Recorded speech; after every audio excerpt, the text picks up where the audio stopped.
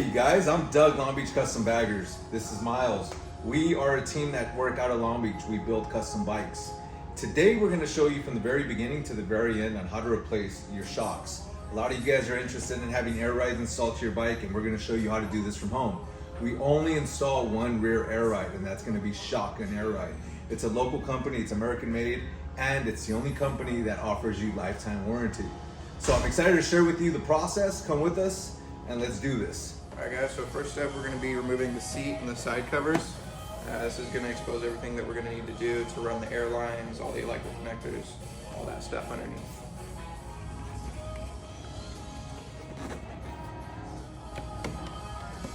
Alright, so now that we got the seat and the covers off, we're going to go ahead and tape off all the areas and what we're going to be working, just to make sure that nothing gets scratched, whether you're dropping a tool or taking off bolts, anything like that. Alright guys, so next step is we're going to undo these two bolts right here, which is going to allow us to pull this panel back, give us room to run our electrical and air lines. Same with up top, we have two more bolts right here. We're going to lift everything up. That's going to give us access to the battery, a little pocket under here where we're just going to kind of run everything.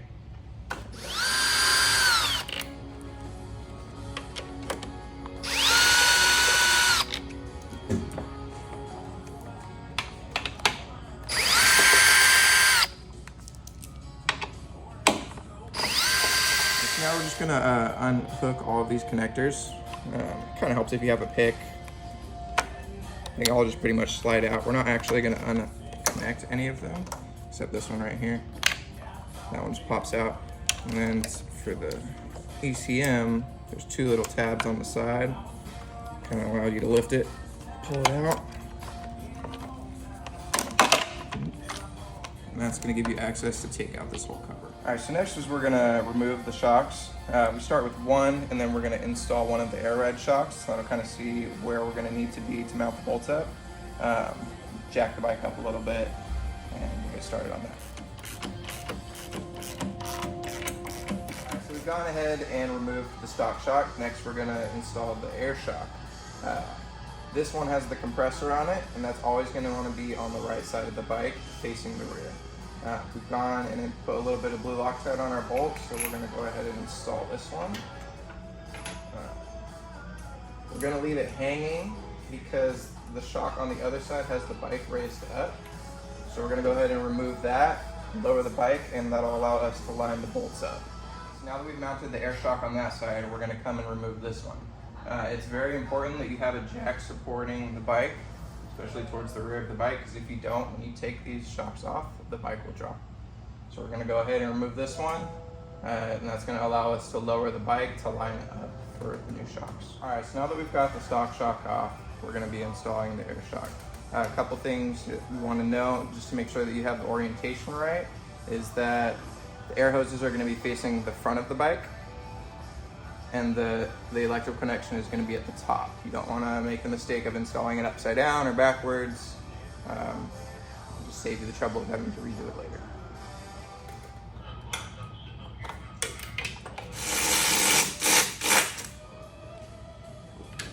Alright, so now that we've got the air shock hanging, we're going to go ahead and lower the bike by the jack. That'll allow us to line up the lower holes so we can install that hole.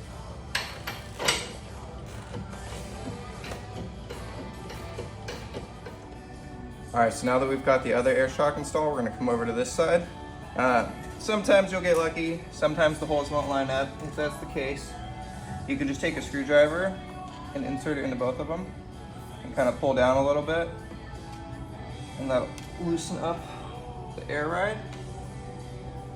You can line them up just like that. Alright, so now that we've got the air shocks installed, the next step is going to be running all the electrical oil and all the air lines. I like to start by installing the toggle switches for the air ride. That is mounted to the horn right here. So we're going to be able to run this through a hole right here in the frame that's going to allow us to bring the connector down into the space we're going to be hiding everything. Alright, so now that we've got that mounted up, we run the harness for this through this little mounting hole right here. That'll bring it in here. All right, so next we're gonna be installing the relay with all of the connectors. I like to install it in this little crevice in here. It allows me to run the connectors on the side of the battery into this space in here. We're gonna be running all of the connectors and air lines and everything like that so that they're out of the way.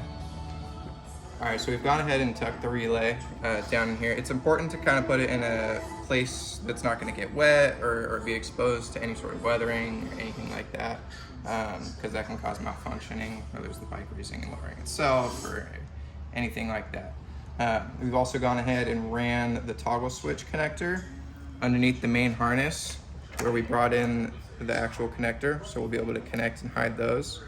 We've got the positive cable right here, access to the fuse, the negative cable, and then we've ran all of our other connectors for the air shocks right here. So those are gonna be tucked away in there. All right, so now we're gonna be running the connector for the compressor. We run it behind the shock, but it's important after you run it, there's these little kind of insert tabs right here that you want to zip tie it to. It's important to do that because if you don't, it could end up rubbing on the tire, eating through the connector, all sorts of bad things. All right, so now we're gonna run the connector for the other shock. We're gonna run this one behind this part of the frame through this little pocket right here. And that is gonna allow us to bring the connector in to where we're gonna hide all the other connectors. And it's also important to zip tie it up right here on this tube of the frame. Same thing, you don't want it rubbing on the tire. All right, so we've gone ahead and installed the actuator just by zip tying it to the frame right here. Ran the electrical connector through the side of the battery back into the compartment. For whatever reason down the road you need to get access to the relay that's behind here, you can just clip the zip ties, pull it forward, check the relay, zip tie it back up, not an issue. So now that we've got all the electrical connectors ran, everything's all tucked away, we're gonna go ahead and do a soft install with the air lines. I like to run everything just to make sure that they're the right length, where they're gonna need to be, and then we're gonna take them off and we're gonna cover them with sleeves that protect the air lines from weathering, aging, any of that stuff. All right, so what we've done here is we've gone ahead and soft installed all of the air lines. We've got the black air lines always go on the bottom and the green ones always go up top. Same applies to the other side. They've got a little T connector right here, which is gonna run from both shocks down over here to the actuator. So now that we know the lengths of all the air lines, I'm gonna pull them all out. We've got sleeve protectors that we're gonna put over all of them, and then we're gonna hard install, and I'll show you what I do when I install. All right, so just so you guys know that when you do connect the air lines, same applies to the actual connectors on the air shocks, but when you insert them, you'll kind of feel a little push in. That's how you know it's connected.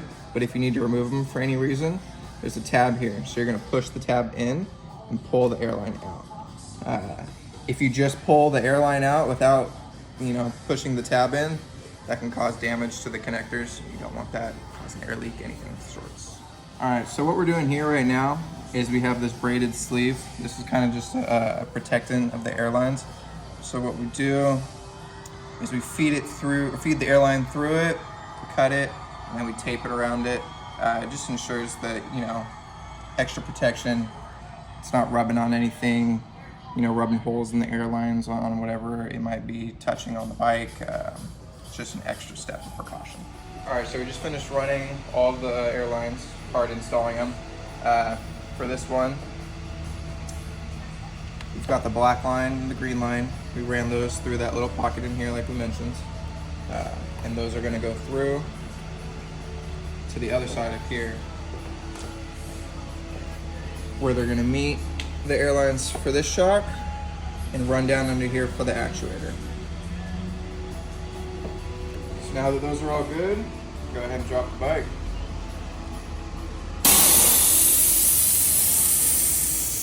All right, so in regards to how to use the switches, you can raise both of them to raise the bike up. And that's gonna allow you to raise the bike up faster.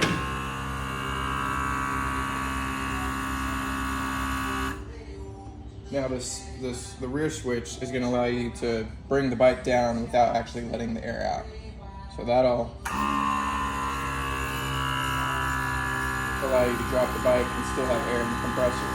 So that way when you want to go back up, you'll be able to go back up faster. The front switch is going to let all of the air out of the compressor while still lowering the bike.